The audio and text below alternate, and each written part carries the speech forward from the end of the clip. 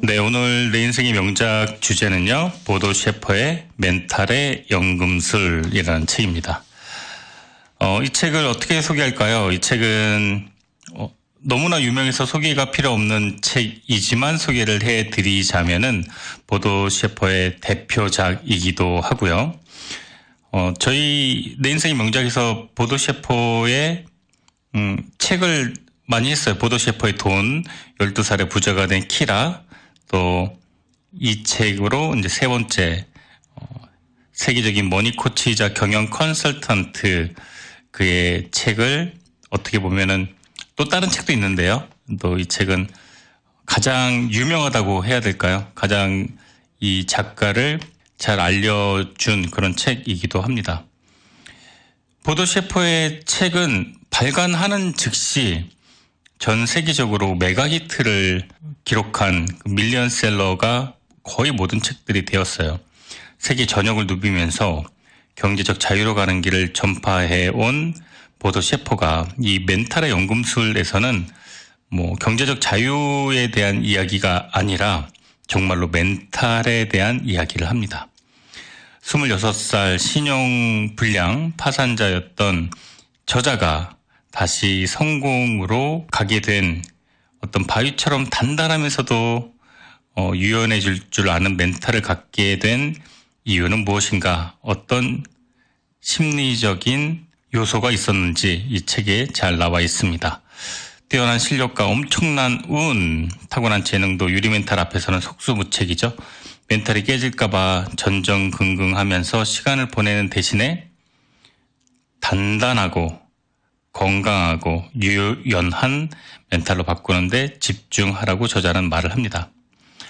지난 10년 동안 전 세계에서 내놓으라 하는 성공한 인물들과 저자는 깊이 교류를 했습니다. 그리고 그가 그들을 상대하면서 깨달은 내용들을 책에 담았습니다. 실력, 행운, 재능, 노력, 이 모든 것들이 일정한 성공으로 우리를 이끄는 방법, 보도 셰퍼가 전해주는 멘탈의 연금술, 오늘의 주제입니다. 이 책도 마찬가지로 이 머릿말이 이 책의 거의 한 50% 중요한 메시지를 지니고 있기 때문에 소개를 해드리도록 하겠습니다. 보도 셰퍼의 멘탈의 연금술, 머릿말 낭독해드리겠습니다. 자신의 뜻을 관찰시키는 사람이 되고 싶은가? 그렇다면 먼저 뭔가를 과감하게 시작해야 한다. 그냥 시작하는 게 아니라 과감하게 해야 한다. 그냥 시작한 것들은 대체로 중독 포기를 통해 연기처럼 사라진다. 반면에 결단과 용기, 명료한 의도를 가지고 시작한 것들은 대부분 끝을 보게 된다. 그것이 진정한 시작이다. 대담하게 시작해라. 끝을 보라. 당신이 원하는 성공은 끝을 보고 난 후에 비로소 시작된다는 사실을 잊지 마라. 유일한 방법은 우리가 성공하는 멘탈의 혁명이다. 언제나 그 자리에 존재하는 부정적인 쓰레기들을 황금으로 바꿔낼 줄 아는 멘탈 연금술이 우리를 성공으로 이끈다. 이 책을 쓴 나는 난독증을 갖고 있었다. 학창 시절 나는 공부를 잘하는 학생이 아니었다. 겨우 낙제를 면하는 수준이었고 대부분 삶이 그렇지만 성장하는 동안 내게 너무나 많은 문제와 두려움이 찾아왔다. 그리고 끊임없이 포기의 유혹이 시달렸다. 급기야 나는 26에 파산 선고를 받았고 자포자기한 채 끝머를 바닥으로 곤두박질 쳤다. 하지만 나는 불과 30살에 백만장자가 되었다. 경제적 자유를 얻은 것이다. 독일 최고의 언론이 선정한 베스트셀러를 6권을 저술했고 그중 3권은 전 세계 베스트셀러 차트에 올랐다. 나는 어릴 때부터 사람들 앞에서 말하는 게 끔찍하게 두려웠다. 한 번은 교회에서 시를 낭송해야 했는데 극도로 긴장한 나머지 아랫니와 윗니가 맞부딪히며 나는 덜덜덜덜 떨리는 소리가 마이크를 통해 생생하게 울려 퍼지기도 했다. 하지만 나는 2006년 모스크바 올림픽 주 경기장에 모여든 3만 5천 명이 넘는 관중들의 기립박수를 받는 강연에 성공했다. 경제적 자유를 얻는 30살 이후에 나는 전 세계를 돌아다니면서 수많은 멘탈 연금술사들을 만날 수가 있었다. 그들과의 열띤 토론, 대화, 교감을 통해 인생에는 뛰어넘어야 할 거대한 장애물 셋이 존재한다는 걸 알게 되었다. 첫째, 포기의 유혹이다. 둘째, 두려움이다. 셋째, 크고 작은 문제들의 연속적인 발생이다. 이 세 가지는 결정적일 때마다 발목을 붙잡는 족쇄가 되기도 하고 성공을 이끄는 황금의 재료가 되어주기도 한다. 결국 성공과 실패는 이 세 가지의 도전 과제를 어떻게 수행하느냐에 달려있다. 담대한 성공을 거둔 멘탈의 연금술사들은 이렇게 말했다. 황금은 채굴되는 것이 아니라 만들어지는 것이다. 이 세상에 성공한 사람은 모두 멘탈의 연금술사다. 이 책을 따라가라. 연금술사들에게 귀를 기울여라. 홀로 감당하지 않아도 된다는 사실을 깨달아라. 인내심을 갖고 나아가라. 이 책이 당신을 도와줄 것이다. 절대 사라지지 않는 간절한 것이 있는가? 마음껏 펼쳐보라. 네, 책 본문 낭독해 드리도록 하겠습니다. 버티는 자가 이긴다. 강력한 멘탈을 가진 연금술사는 버티는 데 각별한 재능을 가지고 있다. 버티지 못하고 포기하는 사람은 성공할 수 없다. 하지만 여기 또 하나의 진리가 있다. 사람은 누구나 포기해버릴까라는 생각을 한 번쯤 해본다는 것이다. 연금술사 또 한 예외는 아니다. 포기해버릴까라는 유혹을 빠지는 건 인간이라면 당연하다. 자책할 필요도 없다. 놀랄 일도 아니다. 자, 질문을 한번 해보자. 당신은 언제 포기를 고민하는가? 강력한 리더십의 소유자였던 윈스턴 처칠은 이렇게 말했다. 절대로 포기하지 마라. 유감스럽게도 처칠의 이 유명하고 열정적인 권유는 더 이상 21세기를 살아가는 우리의 가슴을 뜨겁게 달구지 못하는 것 같다. 버텨라. 그러면 기회가 찾아올 것이다. 여기서 포기할 것인가? 여기서 어떻게 더 버틸 것인가를 생각하라. 그것이 현명한 사람의 선택이다. 포기를 고민하는 당신에게 상처를 주고 버티기를 궁리하는 것은 당신에게 답을 주기 때문이다. 포기를 미화하면 안 된다. 포기를 미화하는 것은 작심삼일에 그치는 포기를 밥 먹듯이 하는 사람들의 특징이다. 열심히 했으니까 됐어. 결과보다는 과정이 중요하지. 도전해본 것만으로도 충분히 가치가 있었어. 이 정도 한 게 어디야. 다음에 뭐 좀 더 잘하면 되지. 이 모두가 그럴듯하고 위안을 주는 말이다. 하지만 냉정하게 말하면 이는 모두 변명과 자기 합리화일 뿐이다. 내가 만난 연금술사들은 이렇게 말했다. 그래, 인정한다. 내가 더 버티지 못하고 깨끗이 포기했다는 것을. 포기했다는 사실을 정면으로 바라보게 하는 이 한마디가 현실의 나를 차갑게 일깨워준다. 연금술사들은 말한다. 부정적 감정에 휩싸여 있을 때는 절대 포기해서는 안 된다. 감정의 골짜기에 빠져 있을 때 어떤 행동을 중단하면 앞으로 살면서 그 생각을 헤어나올 수 없다. 마음 깊숙이 도사리고 있던 아쉬움과 회한이 고개를 쳐든다. 만일 내가 계속했더라면 어떻게 되었을까? 내가 내 자신에게 너무 쉽게 진 건 아닐까? 삶에서 중단해도 되는 유일한 경우는 정상에 올랐을 때이다. 지불 능력을 갖춰라. 20대에 들어서면서 나는 본격적으로 직업활동에 나섰다. 어떤 비즈니스를 하든 제대로 하겠다고 결심을 했고, 근데 얼마 지나지 않아 문제에 부딪혔다. 나는 그걸 감당할 수 없을 거라고 생각했다. 버티는 것도 무의미해질 무렵 무엇보다 나는 너무나 어렸고 풋내기였다. 뭔가를 선택하고 나면 그것보다 더 소중하고 재미있는 일이 있을 것 같은 생각에 사로잡혔다. 나는 집중하지 못했다. 늘 여기보다 무언가 더 대단한 게 있을 것 같은 그런 착각에 휩싸였다. 시도했던 모든 일에서 실패의 쓴잔을 들이키는 건 당연했고 마침내 상상도 못했던 파산자가 되었다. 나는 그래도 아직 젊으니까 무엇이든 할 수 있다라고 여겼다. 하지만 나의 미궁은 점점 더 깊어갔다. 아무리 세월이 지나도 변하지 않는 것은 내가 노력하지 않았다는 것이고 내가 집중하지 않았다는 것이다. 그때 나의 멘탈 코치를 만났다. 그 코치가 나에게 이렇게 얘기했다. 올림픽 우승자의 달리기 전략, 최고가 되는 사람, 훌륭한 사람, 성공한 사람. 자, 어떤 사람이 성공을 했을 때 그 사람의 가장 큰 중요한 조건은 무엇이라고 생각하나? 코치가 나에게 얘기했다. 그것은 바로 인내심이야. 나는 망치로 머리를 한 대 얻어맞은 듯한 느낌이었다. 인내심은 모두가 알고 있는 평범한 단어 아닌가?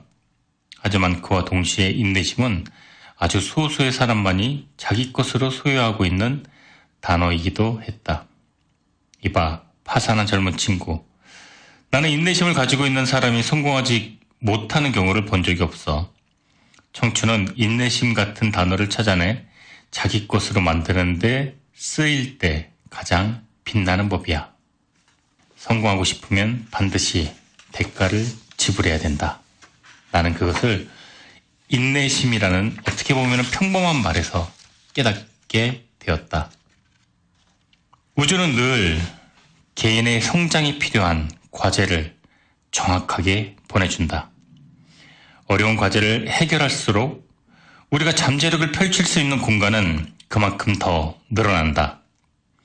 우리가 애써 피하고 도망치고 버려야 할 것은 가벼운 짐이다. 무거운 짐이 아니라. 당신이 이 책을 여기까지 포기하지 않고 읽어왔다면 이젠 알게 됐을 것이다. 인생의 포기라는 선택지는 없다는 걸. 이 사실을 깨닫게 되면 당신의 호흡이 안정을 찾을 것이다. 적어도 실존적 회의감은 들지 않을 것이다. 오직 당신만이 당신 자신을 이끌 수 있다는 사실을 명확하게 인지하게 될 것이다.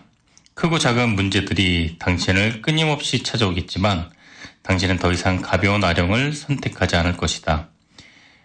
타인과 함께 무너지지 않을 것이고 언제든 은신처를 떠날 용기와 준비를 갖추게 될 것이다. 이제 당신은 목표에 도달할 때까지 흔들림 없는 자신을 고수할 것이다. 이렇게 하나의 목표를 달성하고 난 당신은 이 목표 달성 사이클을 계속 반복하면 새로운 목표들을 차례로 달성할 수 있다는 사실을 알게 된다. 포기라는 선택지가 존재하지 않는 사람에게는 모든 것이 무척 쉬워진다. 마라톤 풀코스를 생각해보라. 출발 후 첫 5km에서 10km 구간에서 가장 많은 낙오자가 발생한다. 하지만 30km쯤 되는 구간에서 낙오하는 사람은 매우 드물다. 포기라는 선택지를 인생에서 지웠다는 건 인생이라는 마라톤에서 30km 구간을 달리고 있다는 뜻이다. 오랜 생각 끝에 나온 행동은 장고 끝에 악수일 가능성이 높다. 특히 좌절감이나 무력감이 찾아올 때는 즉시 행동하는 것이 좋다.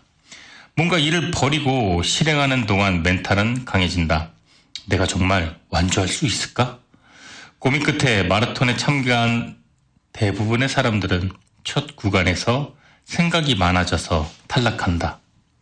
조금만 힘들어도 거봐, 내가 아직 완주할 능력이 안 돼. 다음에 하지 뭐. 이런 핑계를 대면서 그만둔다. 부딪혀보자. 한번 해보자. 이렇게 결단으로 참가한 사람이 완주는 못하더라도 최소 첫 구간 이상 뛸 확률이 높다. 인상적인 경험을 얻을 가능성이 크다는 얘기다. 아무것도 하지 않으면 아무 일도 일어나지 않는다. 즉시 행동에 나서면 무슨 일이든 일어난다. 윈스턴 처칠의 너무 오래돼서 진부해 보이는 명언, 절대로 포기하지 마라. 이것이 효과적으로 사용할 수 있는 방법이 있다. 어떤 일을 시작할 때 크게 소리내어 외쳐보는 것이다. 또박또박 힘주어서 직접 이 명언을 손으로 써서 가장 잘 보이는 곳에 배치하는 것도 좋다. 머릿속으로 생각하는 것보다 머리 밖으로 꺼낼 때 결심과 의지, 열정은 더 강력해진다. 내가 만난 연금술사들은 대부분 이 방법을 일상에 효과적으로 적용시키고 있었다. 크게 외치거나 훌륭한 필체가 아니라도 괜찮다. 낮고 단호한 목소리도 좋다. 짧은 글을 내가 직접 읽는 것은 큰 효과다. 짧은 글을 내가 직접 써서 눈에 보이게 붙여놓는 것 역시 큰 효과를 볼 수 있다. 팀플레이 경기에서 선수들이 스크럼을 짜고 구호를 외친 후에 시합에 들어가는 이유도 바로 이것 때문이다. 목표를 음성화하면 멘탈이 강해지고 목표를 명확하게 인식하게 된다. 어떤 일을 시작할 때 심호흡을 하면서 박수를 치고 포기하지 않아 입 밖으로 말하라. 무엇을 하든 집중력이 배가 되고 침착해지는 것을 느낄 수 있다. 절망과 좌절이 왔을 때도 마찬가지다. 의식적으로 괜찮아, 다시 하면 돼 라고 소리치면 분위기에 빠른 반전을 불러일으킬 수 있다. 인생은 말하는 대로 이루어진다. 몇 년 동안 공들여 해오던 프로젝트가 물거품이 되었을 때 나는 낙담에 빠졌다. 내 안에 에너지는 남아있지 않았다. 어려울 때마다 지혜로운 조언을 해줬던 코치도 너무나 먼 곳에 있었다. 그러다가 코치로부터 나는 한 통의 편지를 받았다. 이렇게 시작되는 글이었다. 밤이 가장 어두워지면 곧 새로운 날이 밝는 법이다. 편지를 읽고 나서 나는 마음에 평화와 위안이 밝은 빛처럼 밀려오고 있음을 느꼈다. 길고 고요하고 진지한 편지였다. 편지에는 나의 코치의 이야기가 담겨 있었다. 그는 자신이 살면서 겪은 가장 비참한 상황과 감정에 대해 차근차근 들려주었다. 모든 것이 무너지고 매 순간 자살의 충동을 견디면서 처음부터 다시 시작해야만 했던 날들이 적혀 있었다. 끝도 없이 날아들던 채무성한 독촉장들은 손에 내가 그것을 멍하니 든 채 하늘을 바라보는 그 날들이 적혀 있었다. 뿔뿔이 가족들이 흩어지고 모든 걸 포기해 버리려고 마음 먹었을 때의 심정도 적혀 있었다. 그는 왜 이런 이야기를 편지에 담아 나에게 보내온 걸까? 정말 이렇게 가혹한 시간을 견딘 사람이 내가 알던 코치란 말인가? 나는 곧 깨달았다. 그의 이야기에서 내가 많은 위안을 얻었다는 것을. 훗날 외국에서 돌아온 코치가 이렇게 말했다. 내게도 정말 어두운 밤이 있었어. 그때 내게 빛을 선물한 것 또한 다른 사람의 이야기였지. 꾸며낸 이야기가 아니라 실제 이야기에는 우리의 마음을 움직이는 힘이 있어. 새로운 날을 맞으려면 어두운 밤을 지나야 해. 어두운 밤을 지나지 않고 새 날을 얻은 사람은 없어. 어떻게 어두운 밤을 지나왔는지 서로에게 털어놓으면 서로에게 큰 힘이 되는 것이지. 그날 이후 나는 일기를 쓰기 시작했다. 특히 힘겨운 일이 있을 때는 꼬박꼬박 일기로 남겼다. 그 기록들은 힘겨울 때마다 그것을 견디는 치유의 역할을 해줬다. 내가 만난 연금술사들은 이렇게 나에게 말했다. 인생에서 정말 신기한 일이 하나 있어. 최악은 언제나 과거에 존재하는 거지. 지금 너무나 힘들어 포기하고 싶어? 그렇다면 이렇게 당신에게 한번 물어봐. 지금 이것이 내 인생의 최악인가? 분명히 아니라고 고개를 저을 것이야. 기억은 잘 나지 않지만 최악은 예전에 경험한 것 같은 느낌일 것이야. 이유 어떻든 지금 당신이 힘겨운 게 최악은 아니야. 그러니까 살아봐. 버텨봐. 더 힘든 날도 당신은 지나왔으니까. 힘겨운 날들에 일어난 일들을 기록하라. 살아갈 용기와 힘을 선물 받을 것이다. 자신의 이야기를 들려준 코치는 이렇게 말했다. 내가 만일 그때 포기했더라면 지금 우리 두 사람은 여기에 앉아있지 못할 것일세. 설령 우리 둘이 어떻게든 만나 지금처럼 마주보고 앉아있다 할지라도 나에게는 자네를 도울 아무런 힘이 없었을 거야. 우리가 포기하지 않고 버티게 해주는 힘이 있다. 바로 자존감이다. 어떤 일이나 프로젝트에 실패했을 때 우리는 자신을 지나치게 몰아붙이는 경향이 있다. 실패한 프로젝트 때문이 아니라 너무 과한 자책 때문에 재기불능에 빠질 수 있다. 나는 묻고 싶다. 다시는 일어서지 못할 만큼의 실패가 우리 삶에서 과연 존재하는지. 주식 투자로 전 재산을 날린 사람이 목숨을 끊었다는 우울한 기사를 종종 접한다. 하지만 나는 그가 왜 극단적인 선택을 감행했는지 이유를 알 것 같다. 그는 전 재산을 날려서 목숨을 저버린 게 아니다. 처음부터 전 재산을 날릴 수도 있다는 사실을 알면서도 투자를 감행한 그는 하루하루 엄청난 두려움과 불안에 시달렸을 것이다. 그러다가 결국 파산이 현실이 되고 그는 파산 때문이 아니라 마침내 폭발한 두려움과 불안에 짓눌려 목숨을 버린 것이 아니라 목숨을 잃은 것이다. 지금껏 내가 접한 수많은 사람의 경험담을 종합해보면 정녕 엄청나게 무모한 짓을 벌인 게 아닌 한 인간은 대부분 다시 일어선다. 우리는 우리가 생각하는 것보다 훨씬 회복력이 뛰어난 생물이다. 아무리 뛰어난 타자도 10번 중 7번은 삼진이나 범타에 그친다. 그럴 때마다 심한 자괴감에 빠진다면 그는 뛰어난 3할 타자가 절대 될 수 없다. 아무리 세상에서 뛰어난 농구 선수도 자유투 10개 중 2개는 놓친다. 그러니 자괴감에 빠질 이유가 없다.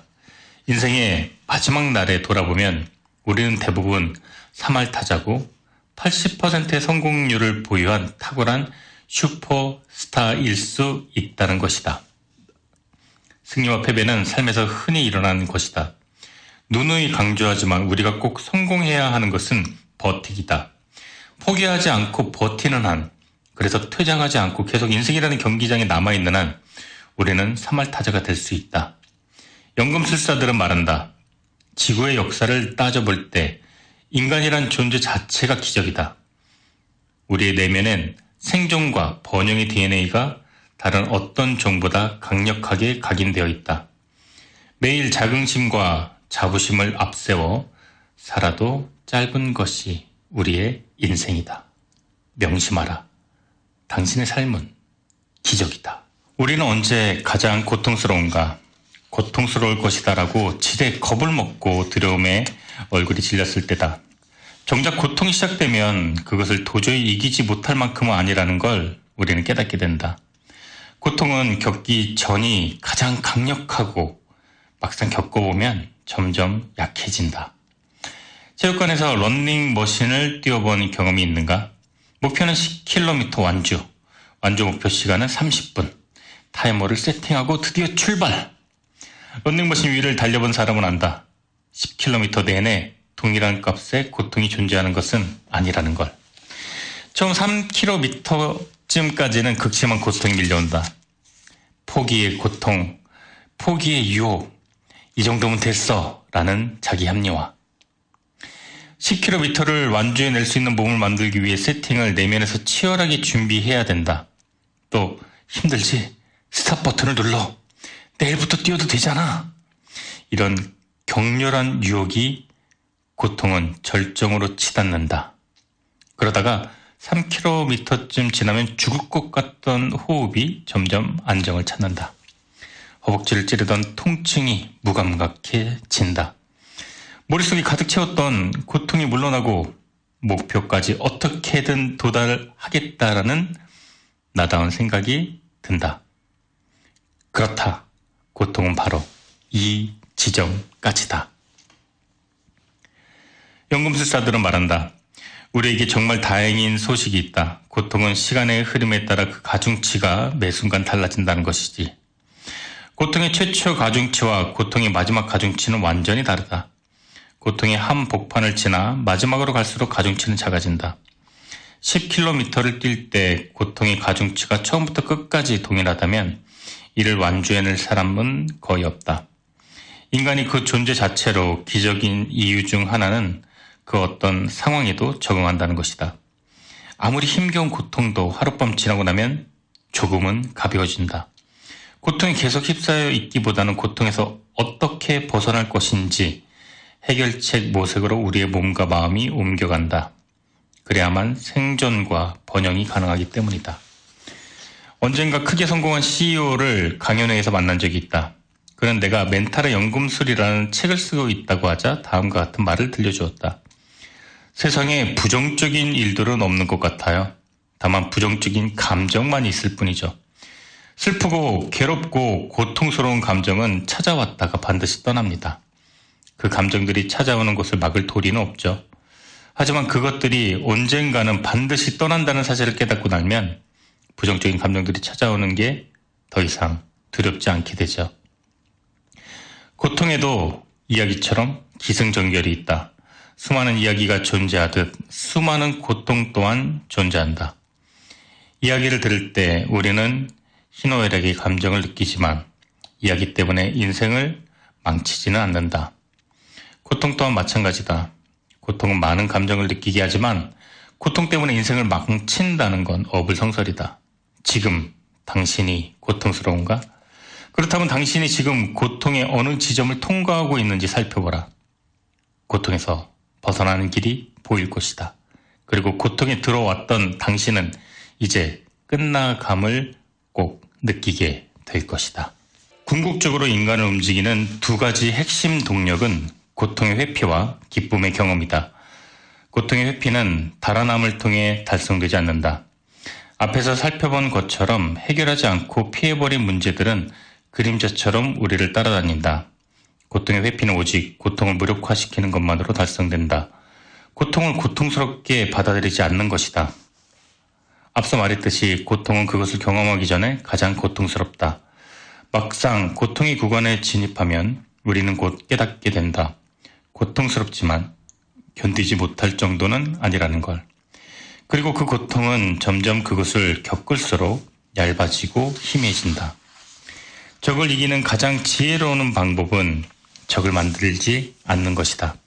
하나의 적을 없애면 또 다른 적이 나타나고 그 적을 해치우면 또 다른 적이 나타난다. 처음부터 적을 만들지 않으면 이 악순환을 끊을 수 있다. 고통을 고통으로 받아들이지 않으면 고통은 더 이상 우리 삶에 나타나지 않는다. 그리고 마침내 우리는 진정한 기쁨을 경험한다.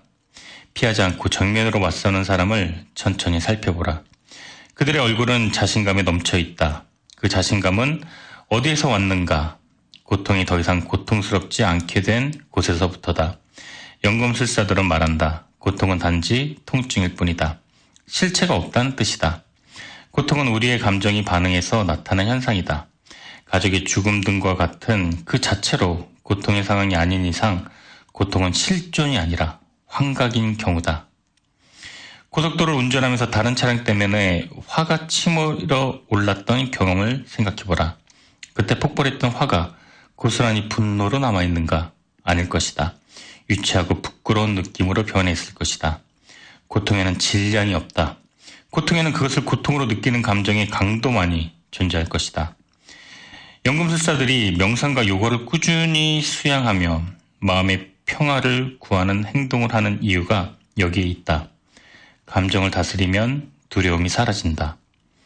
고통은 고스란히 유지, 보존, 승계되지 않는다.